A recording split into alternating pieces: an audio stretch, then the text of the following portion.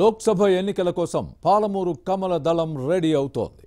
Assembly ఎన్నికల ఫలితాలు ఎలా ఉన్నా పార్లమెంట్ ఎలక్షన్లలో మాత్రం ప్రధాని మోదీ వైపే జనం మొగ్గు చూపుతారని బీజేపీ నేతలు భావిస్తున్నారు. దీంతో ముగ్గురు నాయకులు టికెట్ రేసులో ఉన్నారు. ఎవరికి వారు సీటు తమకేనని చెబుతున్నారు.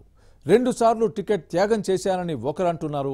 బీజేపీ అధిష్టానం ఆహ్వానం మేరకే పార్టీలో చేరారని అంటున్నారు మరో నేత.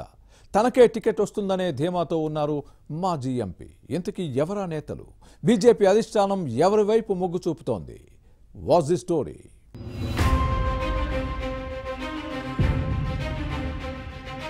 వచ్చే లోక్సభ ఎన్నికలు సమీపిస్తున్నాయి. శాసనసభ ఎలక్షన్స్ లో ఎదురైన చేదు అనుభవం నుంచి తేరుకున్న బీజేపీ పార్లమెంట్ ఎలక్షన్స్ కోసం సమాయత్తం అవుతోంది. ప్రధాని మోదీ కరిష్మాతో నేతలు టికెట్ల కోసం పోటీ పడుతున్నారు. ముఖ్యంగా పాలమూరు పార్లమెంటు సీటు కోసం నేతలు సిగపట్లు పడుతున్నారు. మహబూబ్ నగర్ స్థానం కోసం ఏ పార్టీలోనూ లేనంత పోటీ కాషాయదళంలో ఉంది. బీజేపీ జాతీయ ఉపాధ్యక్షురాలు డీకే అరుణ రేసులో ఉన్నారు. గత ఎన్నికల్లో ఈ స్థానం నుంచి పోటీ చేసి ఓడిపోయిన ఆమె ఢిల్లీలో తనకున్న పరిచయాలతో టికెట్ వస్తుందన్న ధీమాతో ఉన్నారు. మరోవైపు మాజీ ఎంపీ జితేందర్ రెడ్డి కూడా సీటుపై ఆశ పెట్టుకున్నారు. గతంలో 2 సార్లు ఈ స్థానం నుంచి ప్రాతినిధ్యం వహించారు. 1999లో బీజేపీ తరపున, 2014లో బీఆర్ఎస్ నుంచి ఎంపీ ఎన్నికయ్యారు. పార్టీ రాష్ట్ర కోశాధికారి బండారి శాంతికుమార్ కూడా టికెట్ కోసం తీవ్రంగా యత్నిస్తున్నారు. ఏళ్ల తరబడి పార్టీని అంటిపెట్టుకుని ఉన్న తాను గత 2 పర్యాయాలు తాను టికెట్ త్యాగం చేశానని చెబుతున్నారు. బీసీ నేతగా తనకు అవకాశం కల్పించాలని కోరుతున్నారు.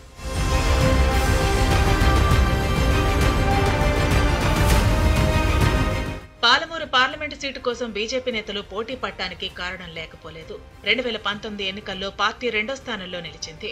బీఆర్ఎస్ అభ్యర్థి మన్నె శ్రీనివాసరెడ్డిపై బీజేపీ నేత డీకే అరుణ 70,000 పైచిలకు ఓట్ల తేడాతో ఓడిపోయారు. ఈ లోక్సభ స్థానం పరిధిలోని 7 అసెంబ్లీ సెగ్మెంట్లలోనూ అప్పట్లో బీఆర్ఎస్ ఎమ్మెల్యేలే ఉన్నప్పటికీ మహబూబ్ నగర్, మక్తల్, నారాయణపేట నియోజకవర్గాల్లో బీజేపీకి ఆదరణ లభించింది. ఈసారి మాత్రం కాషాయ పార్టీ ఖచ్చితంగా గెలుస్తుందనే ధీమా ముగ్గురు నేతల్లో కనిపిస్తోంది.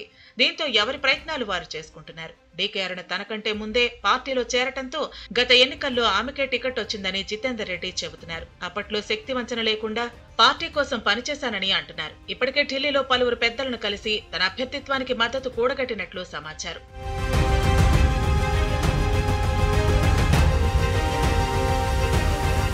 మరోవైపు డీకే అరుణ, శాంతికుమార్ కూడా ఢిల్లీ స్థాయిలో టికెట్ కోసం ప్రయత్నం చేస్తూనే గల్లీలో కూడా ఓటర్లను ఆకర్షించే పనిలో ఉన్నారు. ఇద్దరు నేతల పోస్టర్లు, ఫ్లెక్సీల ప్రచారం పోటాపోటీగా కొనసాగుతోంది. బండారి శాంతికుమార్ కేంద్ర ప్రభుత్వ పథకాల పోస్టర్లతో పాటు అయోధ్య రామాలయ ప్రారంభోత్సవ ఫ్లెక్సీలను నియోజకవర్గం నిండా నింపారు.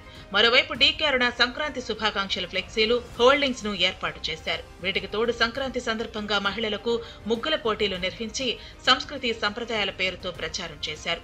తనకు టికెట్ అంశాన్ని అధిష్టానమే చూసుకుంటుందని చెబుతున్నారు. అధికారం ఉన్నా లేకున్నా ప్రజల కోసం పనిచేశానని అంటున్నారు డీకే అరుణ. కాగా ఇటీవలి అసెంబ్లీ ఎన్నికల ఫలితాలను డీకే అరుణ వ్యతిరేకులు తమ అస్త్రంగా వాడుకునే అవకాశం ఉంది.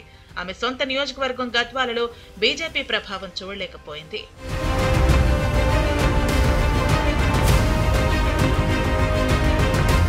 ఇక 15 ఏళ్లుగా పార్టీని అంటిపెట్టుకుని ఉన్న తనకే సీటు ఇవ్వాలని శాంతికుమార్ కోరుతున్నారు. 2014లో నాగం జనార్దన్ రెడ్డి, 2019లో డీకే అరుణ కోసం సీటు త్యాగం చేశానని చెబుతున్నారు. ఈసారి తనకే టికెట్ కోసం మద్దతు ఇవ్వాలని డీకే అరుణ జితేందర్ రెడ్డిని కోరుతున్నారు.